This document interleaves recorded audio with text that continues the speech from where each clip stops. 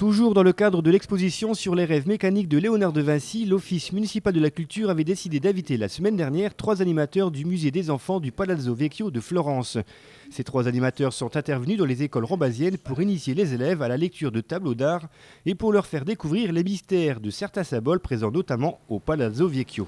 C'est une histoire qui parle de rapidité et de lenteur. Dans cette classe de CP de l'école du Petit Moulin, Yann et Jaël ont fait pénétrer les enfants à l'intérieur du palais en leur expliquant notamment à travers une histoire toute la symbolique des dessins, fresques et peintures exposés dans le musée.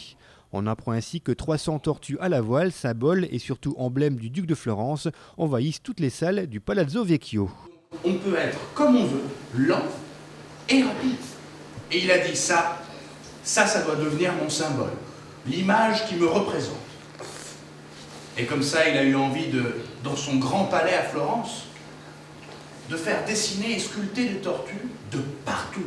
Des centaines et des centaines de tortues à la voile, de partout dans le palais. Symbolisant la sagesse, la lenteur et la réflexion, mais aussi la rapidité avec la présence de la voile, cet exemple a permis d'expliquer et de se rendre compte de toute l'importance des symboles représentés dans toute œuvre d'art. Il y en a un autre qui dit « Moi, je suis toujours un peu le roi quand je suis avec les amis, je veux être le lion. » Il y en a un autre qui dit « Moi, j'aime bien vivre la nuit.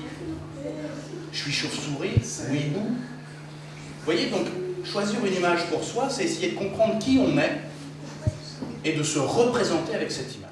Dans cette classe de CM1 et CM2 de l'école du Rombois, c'est une autre vision de l'art qui a été expliquée aux élèves.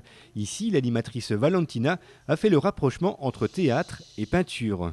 L'objectif était d'initier les enfants à la lecture de tableaux via la technique des gestes ou comment regarder une image peinte en l'interprétant comme au théâtre. Ça, et l'autre comme ça. Regardez bien, vos visages sont en train de regarder là, le triomphant. Triomphant. Alors, vous aidez, hein? Imitant les exclus, le roi, les vainqueurs et les vaincus, chaque enfant s'est vu attribuer un rôle pour recréer l'œuvre d'art. Ton regard droit. Qu'est-ce que la couronne? Cette incursion dans le monde des œuvres d'art a été appréciée par les élèves qui regarderont maintenant, c'est sûr, une peinture avec des yeux d'experts. Vous êtes prêts?